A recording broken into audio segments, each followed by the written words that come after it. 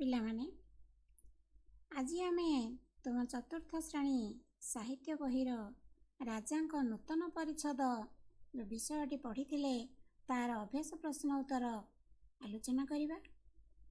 ପ୍ରଥମେ ଆମେ ଦେଖିବା, ଦେଖ 1 ନମ୍ବରରେ ଦେଇଛି ଆସ କଥାବାର୍ତ୍ତା ହେବା। ତା ଅର୍ଥ 1 ନମ୍ବର ପ୍ରଶ୍ନର ଉତ୍ତର ଆମେ ଲେଖିବା ନାହିଁ, ମୌଖିକ ଭାବରେ ତାକୁ ଆଲୋଚନା କରିବା।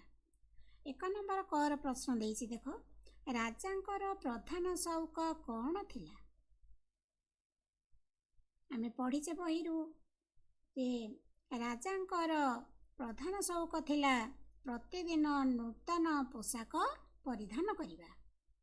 ଖ ନମ୍ବର ଦେଇଛି ନୂତନ ପରିଚ୍ଛଦଟି ଦେଖିବା ପାଇଁ ରାଜା ପ୍ରଥମେ କାହାକୁ ପଠାଇଥିଲେ?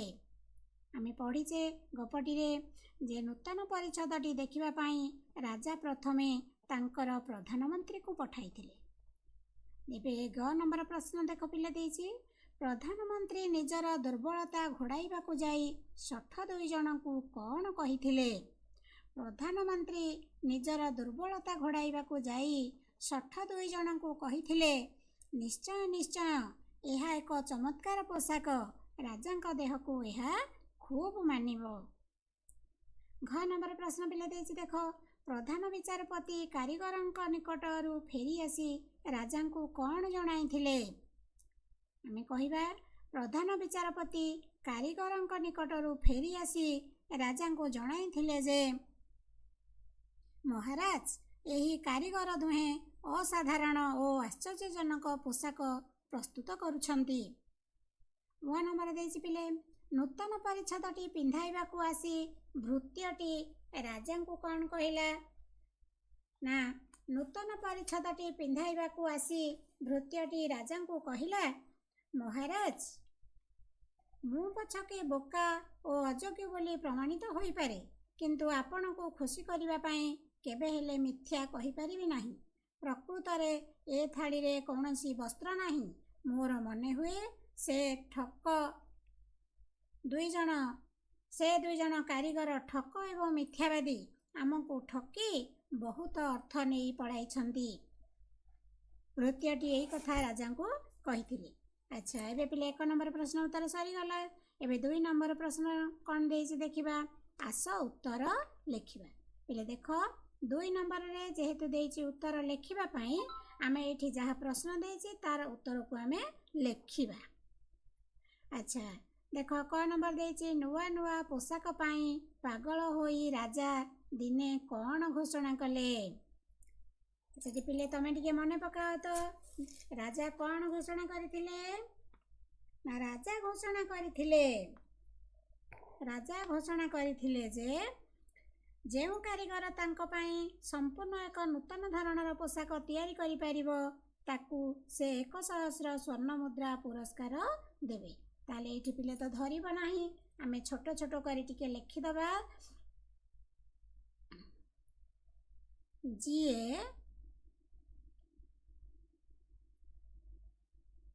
ଯିଏ ରାଜାଙ୍କ ପାଇଁ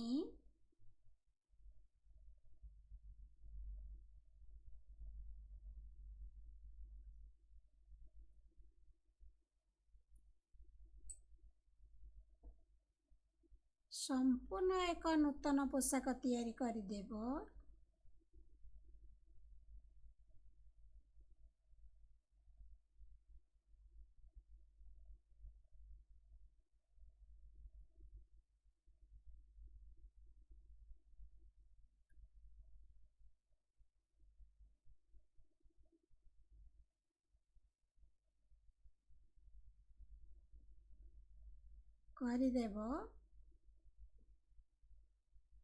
ତାକୁ 1,000 ସ୍ୱର୍ଣ୍ଣ ମୁଦ୍ରା ପୁରସ୍କାର ଦିଆଯିବ। 1,000 ସ୍ୱର୍ଣ୍ଣ ମୁଦ୍ରା।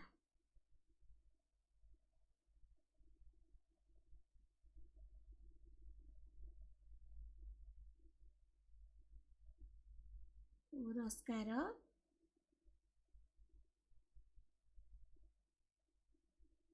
ଦିଆଯିବ।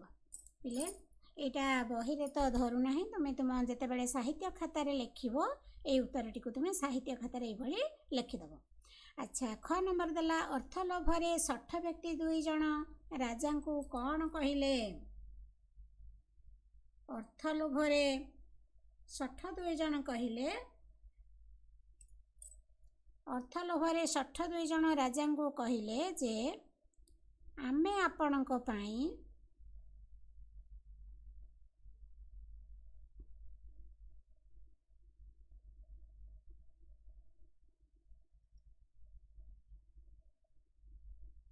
ଏକ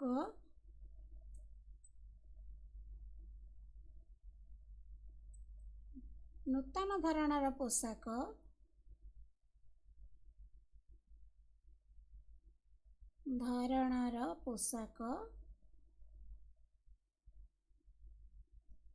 ତିଆରି କରିଦେବୁ।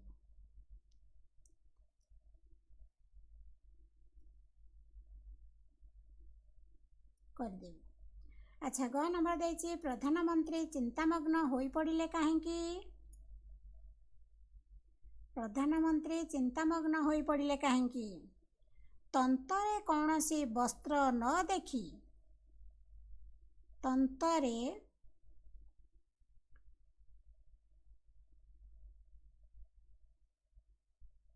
କୌଣସି ବସ୍ତ୍ର ଦେଖି ନ ପାରିବାରୁ ପ୍ରଧାନମନ୍ତ୍ରୀ ଚିନ୍ତାମଗ୍ନ ହୋଇପଡ଼ିଲେ। ଏତକ ପିଲେ ଆମେ ତ ଆଉ ଜାଗା ହେଉନାହିଁ, ତଥାପି ଏଇଠି ଲେଖିଦେଉଛି ପ୍ରଧାନମନ୍ତ୍ରୀ ଚିନ୍ତାମଗ୍ନ ହୋଇପଡ଼ିଲେ। ଏଠି ଟିକେ ଜାଗା ଛାଡ଼ିଥାନ୍ତା, କିନ୍ତୁ ଯେହେତୁ ଜାଗା ନାହିଁ, ଚିନ୍ତାମଗ୍ନ ହୋଇପଡ଼ିଲେ।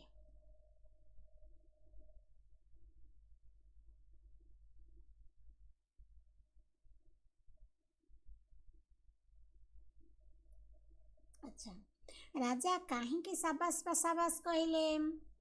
ରାଜା କାହିଁକି ସାବାସ ସାବାସ କହିଲେ? କ'ଣ ପାଇଁ କହିଲେ? ଟିକେ ଭାବିଦିଅ ପିଲାମାନେ।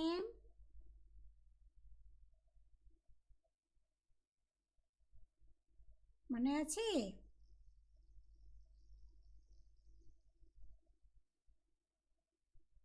ଆଚ୍ଛା, ରାଜା ନିଜର ଲଜ୍ଜା ଘୋଡ଼େଇବା ପାଇଁ, ତାହେଲେ ଏଠି ଲେଖିବା ରାଜା ନିଜର ଲଜ୍ଜା ଘୋଡ଼ାଇବା ପାଇଁ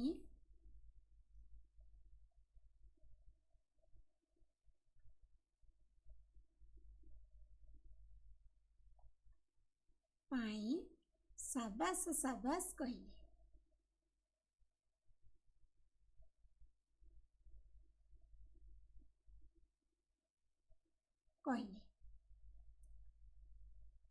ରାଜା ନିଜର ଭ୍ରମ ବୁଝିପାରିଲେ କିପରି? 9 ନମ୍ବରରେ ଦେଇଛି ପ୍ରଶ୍ନ ପିଲେ, ରାଜା ନିଜର ଭ୍ରମ ବୁଝିପାରିଲେ କିପରି? ଲେଖିବା ଆମେ ଭୃତ୍ୟଟି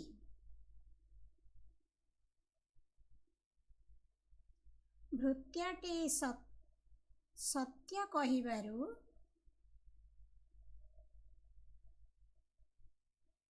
ରାଜା ନିଜର ଭ୍ରମ ବୁଝିପାରିଲେ। ରାଜା ନିଜର ଭ୍ରମ ବୁଝିପାରିଲେ।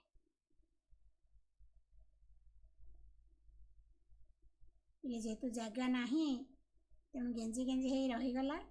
ମୁଁ କହି ଯେହେତୁ ଉତ୍ତର ସବୁ କହିଛି, ତେଣୁ ତୁମେ ଶୁଣିକି ଏବଂ ଦେଖିବ, ସେଇ ଅନୁସାରେ ଲେଖିବ। ଏବେ ତାହେଲେ ପିଲେ 2 ନମ୍ବର ସରିଯାଇଛି। ଏବେ ଆମେ 3 ନମ୍ବର ପ୍ରଶ୍ନକୁ ଯିବା। ଦେଖ, 3 ନମ୍ବର ପ୍ରଶ୍ନଟି ଏଠି ମୁଁ ଲେଖିଦେଇଛି, ତା ଉପରେ ଯେହେତୁ ଟିକେ ବିଲିବିଲା ଦେଖାଯାଉଛି, ତଥାପି ଦେଖ, ନିମ୍ନଲିଖିତ ଉତ୍ତର ପାଇବା ପାଇଁ ଆସ ପ୍ରଶ୍ନ ତିଆରି କରିବା ଓ ଲେଖିବା।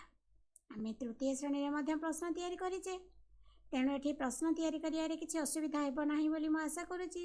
ତଥାପି ଦେଖ, କ ନମ୍ବର ଦେଇଛି ନିଜ ଆସନର ଅଯୋଗ୍ୟ ବ୍ୟକ୍ତିର ଚକ୍ଷୁକୁ ସେ ବସ୍ତ୍ର ଆଦୌ ଦେଖାଯିବ ନାହିଁ।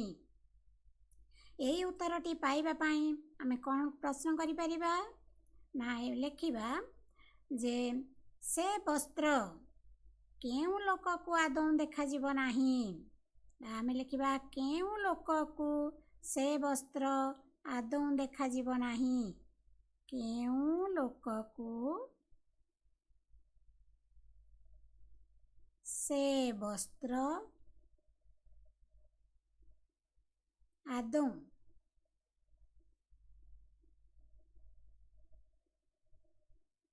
ଦେଖାଯିବ ନାହିଁ। ପିଲେ ଯେହେତୁ ଏଇଟା ଆମେ ପ୍ରଶ୍ନ କରୁଛେ ତାହେଲେ ଶେଷରେ ଆମେ କେଉଁ ଚିହ୍ନ ଦେବା? ଏଠି ଗୋଟିଏ ପ୍ରଶ୍ନବାଚକ ଚିହ୍ନ ଦେବା। ଯଦି ପ୍ରଶ୍ନବାଚକ ଚିହ୍ନ ଦେବା ନାହିଁ ତାହେଲେ ଆମ ବାକ୍ୟଟି ଭୁଲ ହେଇଯିବ। ଆଚ୍ଛା, খ ନମ୍ବର ଦେଇଛି ଷଠ ବ୍ୟକ୍ତି ଦୁହେଁ ତନ୍ତ ପାଖରେ ବସି ବସ୍ତ୍ର ବୟନର ଛଳନା କଲେ। ତାହେଲେ ଆମେ ଏଠି ପ୍ରଶ୍ନ କ'ଣ କରିପାରିବା? ନା ଷଠ ବ୍ୟକ୍ତି ଦୁହେଁ ତନ୍ତ ପାଖରେ ବସି କ'ଣ କଲେ? ତାହେଲେ ସେ ପ୍ରଶ୍ନ ପାଇଁ ଉତ୍ତରଟି ଆମେ ପାଇପାରିବା। ତେଣୁ ଲେଖିବା ଷଠ ବ୍ୟକ୍ତି ଦୁହେଁ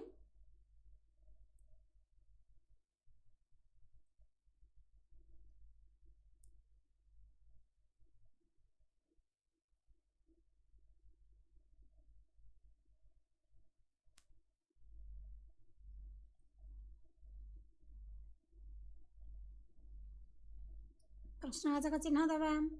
ରାଜାଙ୍କ ନିକଟକୁ ଆସି ମନ୍ତ୍ରୀ ସେହି କଥା ବର୍ଣ୍ଣନା କଲେ। ତାହେଲେ ଏଇ ବାକ୍ୟଟି ଉତ୍ତର ରୂପେ ପାଇବାକୁ ହେଲେ ଆମେ କ'ଣ ପ୍ରଶ୍ନ କରିବା? ନା ରାଜାଙ୍କ ନିକଟକୁ ଆସି ମନ୍ତ୍ରୀ କ'ଣ ବର୍ଣ୍ଣନା କଲେ? ଲେଖିବା ସେଇଆ।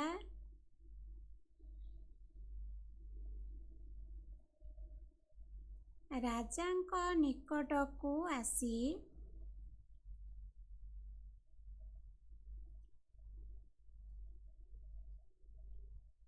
ମନ୍ତ୍ରୀ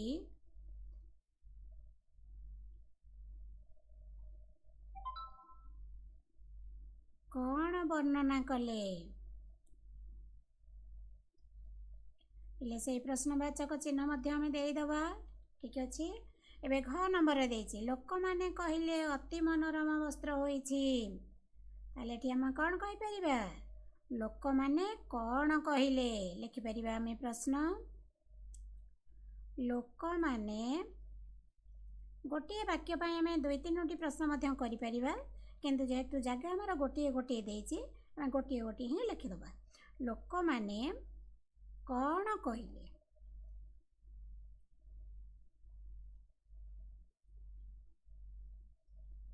ବା ଆଉ ଗୋଟିଏ ପ୍ରଶ୍ନ ୟା ପାଇଁ ଆମେ କରିପାରିବା ଲୋକମାନେ ବସ୍ତ୍ରଟି କିପରି ହୋଇଛି ବୋଲି କହିଲେ।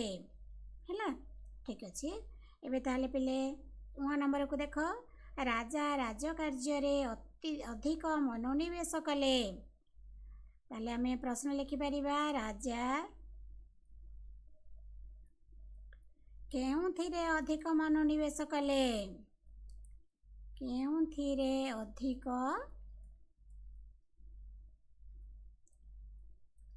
ମନୋନିବେଶ ଅର୍ଥ ପିଲେ କ'ଣ ବୁଝିପାରୁଛ ତ? ମନୋନିବେଶ ମାନେ ମନ ଦେଲେ, ମନୋନିବେଶ କଲେ। ତାହେଲେ ଯେହେତୁ ଆମେ ପ୍ରଶ୍ନ ତିଆରି କରୁଛେ ଶେଷରେ କ'ଣ ଦେବା? ପ୍ରଶ୍ନବାଚକ ଚିହ୍ନଟିଏ ଦେବା। ଠିକ୍ ଅଛି। ଏବେ ପିଲାମାନେ 3 ନମ୍ବର ସରିଯାଇଛି ଆମର। ଏବେ 4 ନମ୍ବରକୁ ଦେଖ।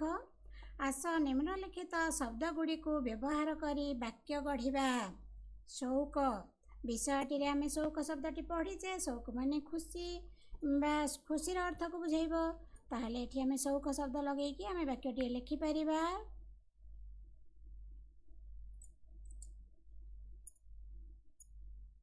କ୍ରିକେଟ ଖେଳିବାରେ ମୋର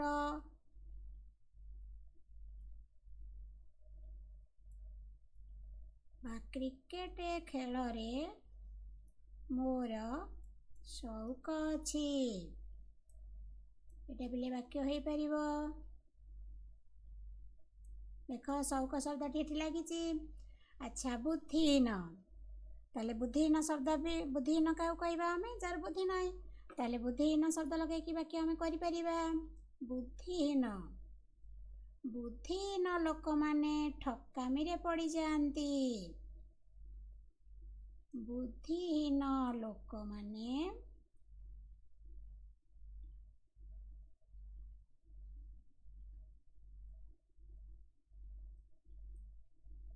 ଠକାମିରେ ପଡ଼ନ୍ତି। ତାଙ୍କୁ ଅତି ସହଜରେ ଅନ୍ୟମାନେ ଠକି ଦିଅନ୍ତି।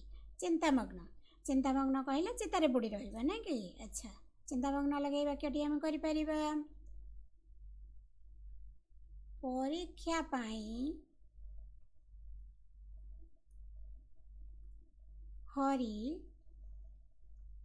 ଚିନ୍ତାମଗ୍ନ ଅଛି।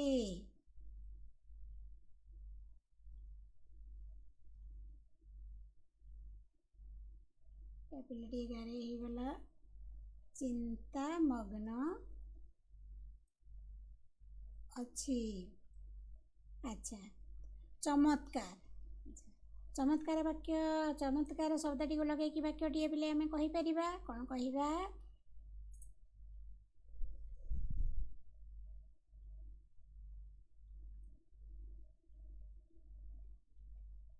ଲୋକଟି ଦାଣ୍ଡରେ ଚମତ୍କାର ଖେଳ ଦେଖାଉଛି। ଚମତ୍କାର କହିଲେ କ'ଣ ନା ଯେଉଁ କଥାଟିକୁ ଆମେ ବିଶ୍ୱାସ କରିପାରିବା ନାହିଁ, ଅସମ୍ଭବ କଥା ହେଲେ ତାକୁ ଆମେ ଚମତ୍କାର ହେଇଛି ବୋଲି କହିଥାଏ। ଲୋକଟି ଦାଣ୍ଡରେ ଚମତ୍କାର ଖେଳ ଦେଖାଉଛି। ଭ୍ରମ, ମୁଁ କହିଥିଲି ପିଲାମାନେ ପଢ଼େଇଲା ବେଳକୁ ଭ୍ରମ ଅର୍ଥ କ'ଣ? ଭୁଲ। ତେଣୁ ଭ୍ରମ ଶବ୍ଦ ଲଗେଇକି ମଧ୍ୟ ଆମେ ବାକ୍ୟଟିଏ ଲେଖିପାରିବା। ତାହେଲେ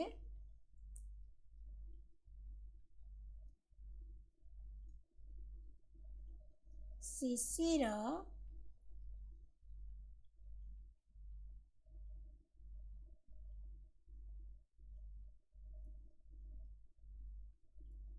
ଭ୍ରମରେ ଗାଁ ବାହାରକୁ ଚାଲିଗଲା।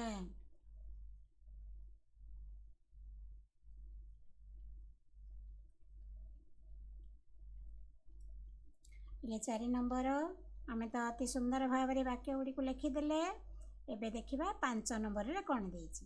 ଆଚ୍ଛା, ଦେଖ ପିଲେ, ନିମ୍ନ ଶବ୍ଦ ଗୁଡ଼ିକର ବିପରୀତ ଅର୍ଥ ବୁଝାଉଥିବା ଶବ୍ଦ ପାଖ କୋଠରୀରେ ଆମେ ଲେଖିବା। ଆମେ ଜାଣିଛେ ପିଲେ ନୂତନ ଅର୍ଥ ମୁଁ କହିଥିଲି ତୁମକୁ ନୂଆ।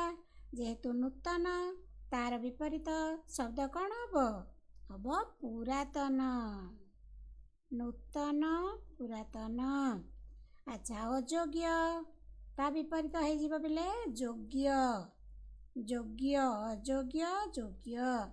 ସମ୍ପୂର୍ଣ୍ଣ ହେଇଯିବ ଅସମ୍ପୂର୍ଣ୍ଣ। ଆଚ୍ଛା, ଭଲ ପିଲାମାନେ ଭଲର ବିପରୀତ କ'ଣ ହେବ? ମନ୍ଦ। ହଁ, ଠିକ୍ ଅଛି। ସାଧାରଣ, ଅସାଧାରଣ।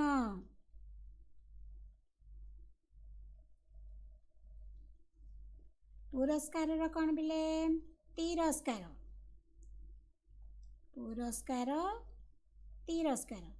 ଆଚ୍ଛା, ଏବେ ପିଲାମାନେ 5 ନମ୍ବର ତୁମେ ବିପରୀତ ଶବ୍ଦ ଗୁଡ଼ିକୁ ଜାଣିଦେଲ। ଦେଖ, ଆଉ ଥରେ ମୁଁ ପଢ଼ି ଦେଉଛି। ନୂତନ, ପୁରାତନ। ଅଯୋଗ୍ୟ, ଯୋଗ୍ୟ। ସମ୍ପୂର୍ଣ୍ଣ, ଅସମ୍ପୂର୍ଣ୍ଣ। ଭଲ, ମନ୍ଦ। ସାଧାରଣ, ଅସାଧାରଣ। ପୁରସ୍କାର, ତିରସ୍କାର।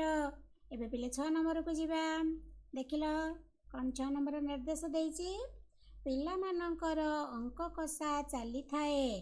ଏହାକୁ ଏପରି ମଧ୍ୟ ଲେଖାଯାଇପାରେ, ପିଲାମାନେ ଅଙ୍କ କଷୁଥାନ୍ତି। ଏଇ ଯେଉଁ ବାକ୍ୟଟି ପିଲା ଦେଇଛି ଦେଖ, ପିଲାମାନଙ୍କର ଅଙ୍କ କଷା ଚାଲିଥାଏ। ଏଇ ଯେଉଁ ଅଙ୍କ କଷା ଚାଲିଥାଏ ବଦଳ ଆମେ ଲେଖିପାରୁଛେ ଏ ପିଲାମାନଙ୍କର ଅଙ୍କ କଷା ଚାଲିଥାଏ। ଏଠି କ'ଣ କରିଛେ? ପିଲାମାନଙ୍କର ବଦଳ ଆମେ ଲେଖିଦେଲେ ପିଲାମାନେ। ଅଙ୍କ କଷା ଚାଲିଥାଏ ବଦଳ ଆମେ ଲେଖିଲେ ଅଙ୍କ କଷୁଥାନ୍ତି। ସେଇଭଳି ଏଇ ବାକ୍ୟ ଗୁଡ଼ିକ କ'ଣ ହେବ ଆମେ ଲେଖିବା। ମାଆଙ୍କର ଭାତ ରନ୍ଧା ଚାଲିଥାଏ। ମାଆଙ୍କର ବଦଳ ଆମେ କ'ଣ ଲେଖିବା? ଖାଲି ମା ଲେଖିବା। ମା ଭାତ ରାନ୍ଧୁଥାନ୍ତି। ମା ଭାତ ରାନ୍ଧୁଥାନ୍ତି।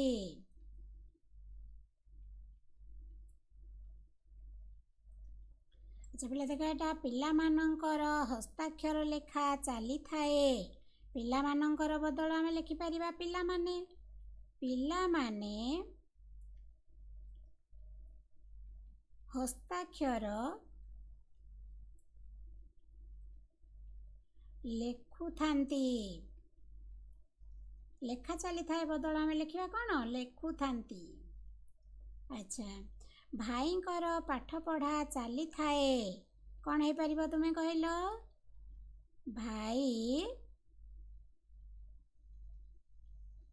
ପାଠ ପଢ଼ୁଥାନ୍ତି।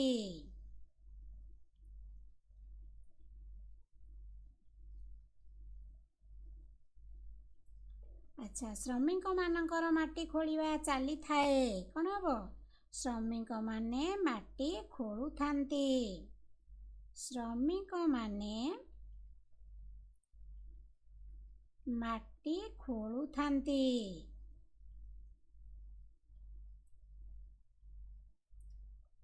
ପିଲେ ଏବେ ଦେଖିପାରିଲ ତ ଆମର 6 ନମ୍ବରର ପ୍ରଶ୍ନର କ ଖ ଗ ଯୋଉ ଚାରିଟା ଥିଲା ଆମେ ତାକୁ ଲେଖିଦେଲେ। ଏବେ ଯିବା 7 ନମ୍ବର। 7 ନମ୍ବରର ନିର୍ଦ୍ଦେଶଟିକୁ ଭଲ ଭାବରେ ପଢ଼ିବା। ନିମ୍ନ ଅନୁଚ୍ଛେଦଟିରୁ ବିଶେଷ୍ୟ ପଦଗୁଡ଼ିକୁ ବାଛି ତଳ ବାକ୍ସରେ ଆମେ ଲେଖିବା। ଆଚ୍ଛା ପିଲା ଦେଖିଲ ଏଇଠି ଯେଉଁ ଶବ୍ଦଟି ଦେଇଛି ବିଶେଷ୍ୟ ପଦ। ଆଚ୍ଛା, ବିଶେଷ୍ୟ ପଦ କ'ଣ ତୁମେ ଜାଣିଛ ସେ ବିଷୟରେ? ନା, ଏବେ କହୁଛି ପିଲା ଦେଖ, ବିଶେଷ୍ୟ ପଦ ଆମେ କାହାକୁ କହିବା ନା ଯେକୌଣସି ଗୋଟେ ନାଁ, ସେ ବ୍ୟକ୍ତିର ନାଁ ହେଉ ବା ଗୋଟେ ଗୁଣର ନାଁ ହେଉ ବା ଯେକୌଣସି ଜାଗାର ନାଁ ହେଉ, ଯେକୌଣସି ନାଁକୁ ଆମେ ବିଶେଷ୍ୟ ପଦ ବୋଲି ଆମେ ଚିହ୍ନିବା। ତାହେଲେ ବର୍ତ୍ତମାନ ଏଠି ସେ କହୁଛି ଅନୁଚ୍ଛେଦଟିରୁ ବିଶେଷ୍ୟ ପଦ ବାହାର କରିବା। ତାହେଲେ ଏଠି ତୁମେ ଖୋଜିଲ ନାଁ କେଉଁଠି ଅଛି? ଦେଖ, ରାଜା ଗୋଟିଏ ନାଁ, ତେଣୁ ଏହା ମଧ୍ୟ ଗୋଟିଏ ବିଶେଷ୍ୟ ପଦ। ଆମେ ଏଠି ଲେଖିବା ରାଜା।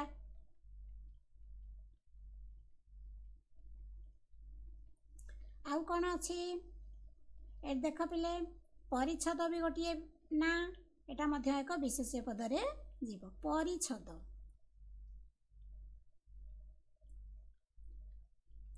ଆଉ କ'ଣ ହବ? କାରିଗର, ଏହା ମଧ୍ୟ ଏକ ନାଁ, ତେଣୁ କାରିଗର ମଧ୍ୟ ଏକ ବିଶେଷ୍ୟ ପଦ। ଆଉ କ'ଣ ଅଛି? ତାହେଲେ ରାଜା, ପରିଚ୍ଛଦ, କାରିଗର, ଏତିକି ତୁମେ ଏଥିରୁ ଜାଣିଥାଅ। ୟା ପରେ ଆଉ ଥରେ କେତେବେଳେ ଭିଡ଼ିଓଟିଏ କଲେ ବିଶେଷ୍ୟ ପଦ, ବିଭିନ୍ନ ପ୍ରକାର ବିଶେଷ୍ୟ ପଦ ବିଷୟରେ ଆମେ ମଧ୍ୟ ଆଲୋଚନା କରିବା। ଏବେ ତାହେଲେ 8 ନମ୍ବରକୁ ପିଲେ ଯିବା। ଦେଖ, ତଳେ କେତେ ଗୁଡ଼ିଏ ଶବ୍ଦ ଦିଆଯାଇଛି, ସେଗୁଡ଼ିକର ଉଚ୍ଚାରଣ ସମାନ ହେଲେ ମଧ୍ୟ ଅର୍ଥ ଭିନ୍ନ। ଆସ ସେଗୁଡ଼ିକର ଭିନ୍ନ ଭିନ୍ନ ଅର୍ଥ ପାଖରେ ଥିବା କୋଠରୀରେ ଲେଖିବା।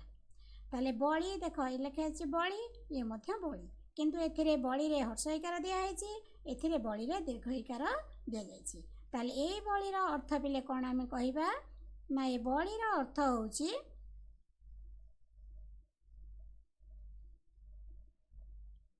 ବଳି କହିଲେ ଆମେ ଯେଉଁ କହିବା କ'ଣ ତ୍ୟାଗ କରିବା, ଯେଉଁ ଠାକୁରଙ୍କ ପାଖରେ ଯେଉଁ ଦେବା, ଏଇ ବଳିର ଅର୍ଥ ହେଉଛି ତ୍ୟାଗ ବା ବଳି ଦେବା। ଆମେ ଯେଉଁ କହୁଛେ ବଳି ଦେବା, ଯେଉଁ ଭୋଗ ବିଭିନ୍ନ ପ୍ରକାର ଯେଉଁ ଜିନିଷ ବା ଜୀବଜନ୍ତୁକୁ ବଳି ଦିଅନ୍ତି ଠାକୁରଙ୍କ ପାଖରେ, ତାକୁ କହନ୍ତି, ତାର ଅର୍ଥ ହେଉଛି ତ୍ୟାଗ ବା ବଳି ଦେବା। ଏଇ ଯେଉଁ ବଳି ଦୀର୍ଘ ଇକାର ଦିଆହେଇଛି, ତାର ଅର୍ଥ ହେଉଛି ଶକ୍ତିଶାଳୀ, ବଳୁଆ ଯେଉଁ କହୁଛେ ଆମେ ବା ଶକ୍ତିଶାଳୀ ହେଲା। ଯଦିଓ ଏକା ଶୁଭୁଛି ଦୁଇଟାଙ୍କ ଶବ୍ଦ, କିନ୍ତୁ ତାର ଅର୍ଥଗତ ପାର୍ଥକ୍ୟ ରହୁଛି। ଆଚ୍ଛା, ଏଇଟା ଗୋଟେ ପିଲେ ଆଉ ଗୋଟିଏ ଦେଇଛି, ଦେଖ ଲକ୍ଷ୍ୟ, ଏଇଟା ଲକ୍ଷ୍ୟ ଦେଇଛି। ଏଇ ଲକ୍ଷ୍ୟର ଅର୍ଥ ହେଉଛି ପିଲେ 1 ଲକ୍ଷ, ସଂଖ୍ୟା ଯେଉଁ ସଂଖ୍ୟାରେ ଯେଉଁ ଆମେ ପଢ଼ୁଛେ ଲକ୍ଷେ, 2 ଲକ୍ଷ, 1ରେ 5ଟା ଶୂନ ଦେଇଦେଲେ ଯେଉଁ ଲେଖିଦେଲେ ଲକ୍ଷେ, ସେଇଟା ହେଉଛି ଲକ୍ଷ୍ୟ ସଂଖ୍ୟା। ଏଇ ଲକ୍ଷ୍ୟର ଅର୍ଥ ପିଲେ ହେଉଛି ଉଦ୍ଦେଶ୍ୟ। ଆମେ ଯେଉଁ ଉଦ୍ଦେଶ୍ୟରେ କାମଟିଏ କରୁଛେ ତାକୁ ଆମର ଲକ୍ଷ୍ୟ କୁହାଯାଏ। ଯେମିତି ଆମେ କହିବା ତୁମେ କ'ଣ ଲକ୍ଷ୍ୟ ରଖିଛ ଭବିଷ୍ୟତରେ ହେବ, ତୁମ ଉଦ୍ଦେଶ୍ୟ କ'ଣ, ଭବିଷ୍ୟତରେ ଆମେ ସେ ଲକ୍ଷ୍ୟଟାକୁ ସେଇ ଉଦ୍ଦେଶ୍ୟରେ କୁହାଯାଏ। ଆଚ୍ଛା, ପରିଚ୍ଛଦ କହିଲେ ପିଲେ ଆମେ ପଢ଼ିଛେ ବିଷୟରେ, ପରିଚ୍ଛଦ କହିଲେ କ'ଣ ପୋଷାକ, କିନ୍ତୁ ଏଠି ଦେଖ ଲେଖା ହେଇଛି ପରିଚ୍ଛେଦ, ପରିଚ୍ଛଦ, ପରିଚ୍ଛେଦ। ପରିଚ୍ଛେଦ କହିଲେ ପିଲେ ଅନୁଚ୍ଛେଦ।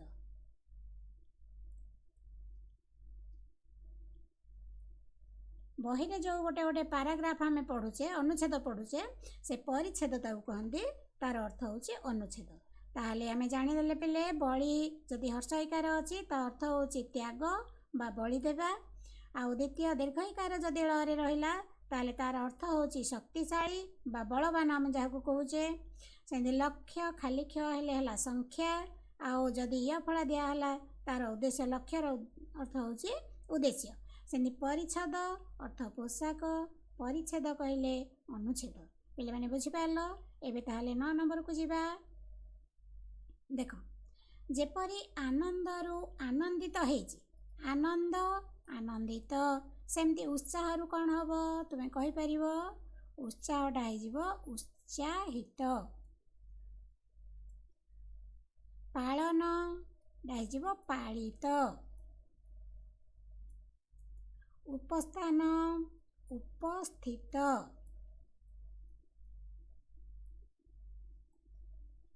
ଚିତ୍ରଣଟା କ'ଣ ହେବ? ଚିତ୍ରିତ। ସେମିତି ଘୋଷଣା ଘୋଷିତ। ଚମତ୍କାର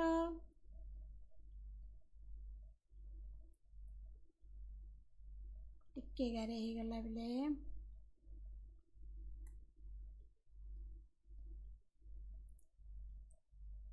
ଚମତ୍କାରଟା ହେଇଯିବ ଚମତ୍କୃତ। ଚମତ୍କୃତ ହେଲା। ଏବେ ପିଲେ 9 ନମ୍ବର ସରିଯାଇଛି। ଏବେ 10 ନମ୍ବର ଦେଖିବା। ଅନୁଚ୍ଛେଦ କ'ଣ ଦେଇଛି ନିର୍ଦ୍ଦେଶ ଦେଖ। ଆସ ନିମ୍ନଲିଖିତ ପଦ ଗୁଡ଼ିକ ବ୍ୟବହାର କରି ବାକ୍ୟ ଗଢ଼ିବା।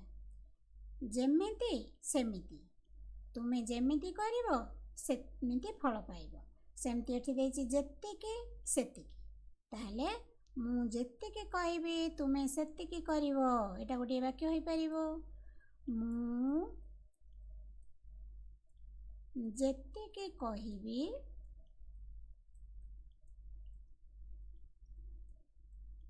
ତୁମେ ସେତିକି କରିବ।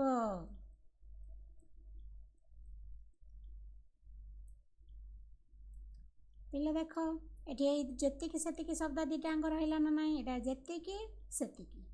ଆଚ୍ଛା, ତାପରେ ଦେଇଛି ଯେତେବେଳେ ସେତେବେଳେ।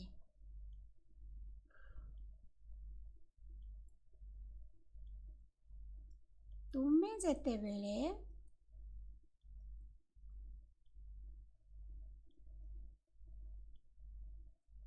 ଘରେ ଥିଲ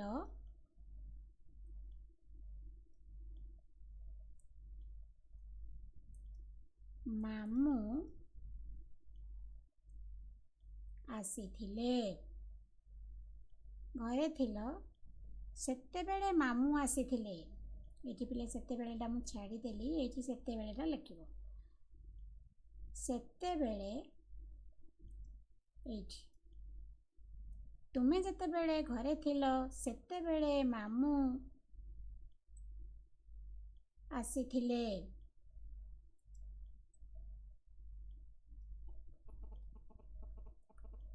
ଆଚ୍ଛା ପିଲାମାନେ, ଏବେ 10 ନମ୍ବର ସରିଯାଇଛି। ଏବେ 11 ନମ୍ବରକୁ ଯିବା।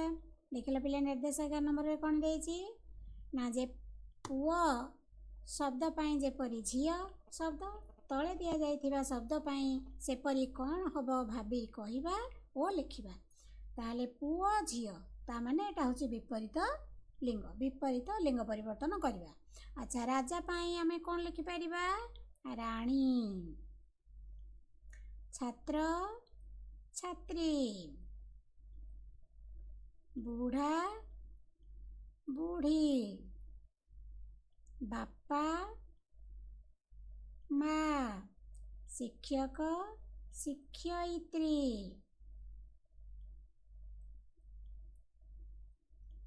ପିଲାମାନେ 11 ନମ୍ବର ବୁଝିପାରିଲ? 11 ନମ୍ବରରେ ମଧ୍ୟ ଆମେ ସାରିଦେଲେ ଲେଖିବା। ଏବେ 12 ନମ୍ବରର ନିର୍ଦ୍ଦେଶଟିକି ପଢ଼ିବା। ତଳେ 2ଟି ବାକ୍ସରେ କେତେ ଗୁଡ଼ିଏ ଶବ୍ଦ ରଖାଯାଇଛି। ସେଗୁଡ଼ିକର ପରସ୍ପର ସହିତ ସମ୍ବନ୍ଧ ରହିଛି। ଆସ ସମ୍ବନ୍ଧ ଥିବା ଶବ୍ଦଗୁଡ଼ିକୁ ଏକାଠି ଯୋଡ଼ି ତଳେ ଲେଖିବା। ତାହେଲେ ଦେଖ ପିଲେ, ଏପଟ ବାକ୍ସରେ ଦେଇଛି ନୂତନ, ସ୍ୱର୍ଣ୍ଣ, ଶୂନ୍ୟ, ଭଲ, ରେଶମ, ବିଚିତ୍ର। ଏପଟ ବାକ୍ସରେ ଦେଲା ଡାହାଣ ପକ୍ଷରେ ସୂତା, ଗୁଣ, ପରିଚ୍ଛଦ, ତନ୍ତ, ଶାସନ, ଜରି, ଭଣ୍ଡାର। ଆଚ୍ଛା, ଏବେ ତାହେଲେ ପିଲେ ଆମେ କ'ଣ କରିବା? ନୂତନ ସହିତ ଆମେ କାହାକୁ ଯୋଡ଼ିବା? ନୂତନ ପରିଚ୍ଛଦ, ନା ନାହିଁ? ତାହେଲେ ଏଠି ଲେଖିବା ନୂତନ ପରିଚ୍ଛଦ। ଆଚ୍ଛା, ସ୍ୱର୍ଣ୍ଣ ସହିତ ଜରିକି ଯୋଡ଼ି ପାରିବା ଆମେ। ସ୍ୱର୍ଣ୍ଣ ଜରି, ସ୍ୱର୍ଣ୍ଣ ଜରି। ଆଚ୍ଛା, ଶୂନ୍ୟ ସହିତ କ'ଣ ଯୋଡ଼ି ପାରିବା? ଶୂନ୍ୟ ତନ୍ତ।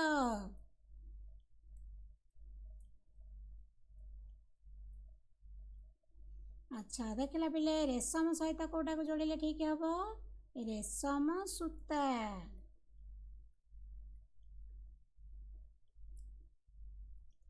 ଆଚ୍ଛା, ବିଚିତ୍ର କ'ଣ ହେବ? ବିଚିତ୍ର ଗୁଣ। ଗୋଟେ ଛାଡ଼ିଦେଲି କିରେ? ଓ ଭଲ, ଠିକ୍ ଅଛି।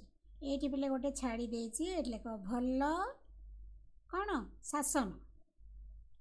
ଭଲ ଶାସନ, ରେଶମ ସୂତା, ବିଚିତ୍ର ଗୁଣ। ବିଚିତ୍ର ଗୁଣ। ଏବେ ପିଲେ ଠିକ୍ ହେଲା। ତାହେଲେ ଆଉ ଥରେ ପଢ଼ିଦେବା। ନୂତନ ପରିଚ୍ଛଦ, ସ୍ୱର୍ଣ୍ଣ ଜରି, ଶୂନ୍ୟ ତନ୍ତ, ଭଲ ଶାସନ, ରେଶମ ସୂତା, ବିଚିତ୍ର ଗୁଣ। ପିଲେ 12 ନମ୍ବରଟି ଆମର ସରିଯାଇଛି। ଏବେ ଦେଖିବା 13 ନମ୍ବରରେ କ'ଣ ନିର୍ଦ୍ଦେଶ ଅଛି। ରାଜାଙ୍କ ମନରେ କ୍ରମେ ଆଗ୍ରହ ବଢ଼ିଲା। ଏହାକୁ ଏପରି ଲେଖାଯାଇପାରିବ। ଏଇ ଯେଉଁ ବାକ୍ୟଟି ରହିଲା ଆମର, ରାଜାଙ୍କ ମନରେ କ୍ରମେ ଆଗ୍ରହ ବଢ଼ିଲା। ଏଇ ବାକ୍ୟଟିକୁ ଆମେ ଲେଖିପାରିବା ଏମିତି, ରାଜାଙ୍କ ମନରେ କ୍ରମେ ଆଗ୍ରହ ବଢ଼ିବ। ବଢ଼ିଲା ବଦଳ ଆମେ ଲେଖିପାରିବା ବଢ଼ିବ। ସେଇଭଳିଆ ଏଇ ତଳ ବାକ୍ୟ ଗୁଡ଼ିକୁ ଆମେ ଲେଖିବା। ଆଚ୍ଛା, ଲୋକଟି ଅଙ୍ଗୁଳି ନିର୍ଦ୍ଦେଶ କରି କହିଲା। ତାହେଲେ ଏଇଟାକୁ ଆମେ କହିବ କରିଦେଇପାରିବା। ତାହେଲେ ଲେଖିବା ଲୋକଟି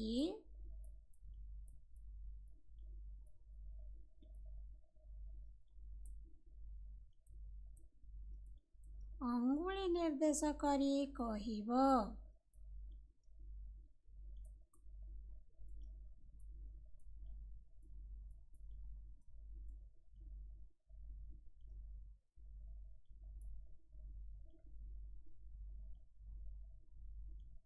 ଏଠି ପ୍ରଶ୍ନବାଚକ ନାହିଁ, ଆମେ ସିଧା ପୂର୍ଣ୍ଣଚ୍ଛେଦ ଦେଇଦେବା। ମନ୍ତ୍ରୀ ଫେରି ଆସି ସେହି କଥା ବର୍ଣ୍ଣନା କଲେ। ତାହେଲେ ସେଇ ଆମେ ଏଇଟା ପିଲେ ଯେଉଁ କହିଲା, କଲେ, ବିଚାର କଲେ, ଚାଲିଗଲେ, ଏଇ ଯେଉଁ ଲ ଗୁଡ଼ା ରହିଲା, ଏଗୁଡ଼ା ହେଉଛି ଅତୀତ କାଳରେ ଦେଇଛି। କିନ୍ତୁ ଆମକୁ କହିବ, କରିବ, ଲେଖିବ, ଏଇଟା ଲେଖିଲେ କ'ଣ ହେବ? ଭବିଷ୍ୟତ। ତେଣୁ ସେଇ ଭବିଷ୍ୟତ ହିସାବରେ ଆମେ ଏଇଟା କହିପାରିବା ମନ୍ତ୍ରୀ ଫେରି ଆସି ସେହି କଥା ବର୍ଣ୍ଣନା କରିବେ। ତାହେଲେ ଲେଖିବା ସେଇଆ, ମନ୍ତ୍ରୀ ଫେରି ଆସି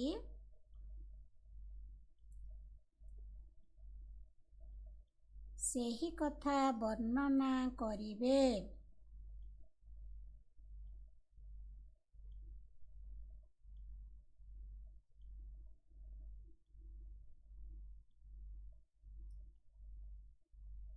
ଆଚ୍ଛା, ରାଜା ତାହା ଦେଖି ବିଚାର କଲେ, ଲେଖା ହେଇଛି ଗରେ। ତାହେଲେ କ'ଣ ହେବ ଏଇଟା? ନା ରାଜା ତାହା ଦେଖି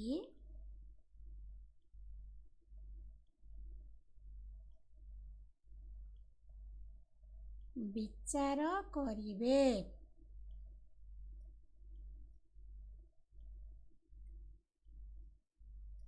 ଆଚ୍ଛା, ପୁଣି ଘ ନମ୍ବରରେ କ'ଣ ଦେଇଛି ଦେଖିବା। ଷଠ ବ୍ୟକ୍ତି 2 ଜଣ ପୁରସ୍କାର ନେଇ ଚାଲିଗଲେ। କେମିତି କ'ଣ ଲେଖିବା? ଷଠ ବ୍ୟକ୍ତି 2 ଜଣ, ଷଠ ବ୍ୟକ୍ତି 2 ଜଣ ପୁରସ୍କାର ନେଇ ଚାଲିଯିବେ।